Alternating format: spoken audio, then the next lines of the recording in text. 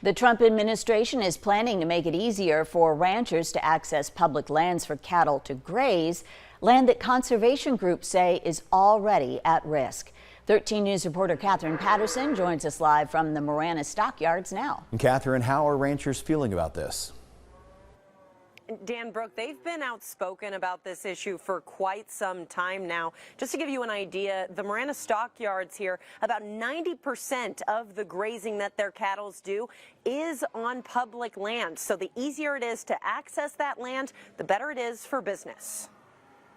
I wish that had been here a long time ago because we've been fighting that forever. Clay Parsons, like other cattle ranchers in the state, relies on the Sonoran Desert to feed and hydrate his livestock. Vast majority of grazing in Arizona is on public lands. But the regulations and permitting right now to get cattle out of the cages and into that space is tough. So instead of a guy being able to actually afford to run cattle on it, sometimes it's not even worth running cattle because you can't have enough cattle out there to make a living.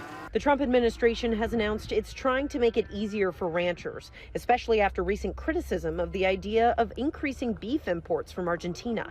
The market's dropped about 30% over the last 2 weeks, which is a lot. It's up to $400 or $500 per animal. But this new announcement isn't coming without its own share of pushback. The Center for Biological Diversity has been pushing back for years to try to stop cows from grazing on public land at all. Managing for water and wildlife should be the top priority for public lands, not using them to grow cattle. A study they published this year shows the long-term damage the current policies have on those environments. It keeps us very busy trying to prevent damage to endangered species and their critical habitats already.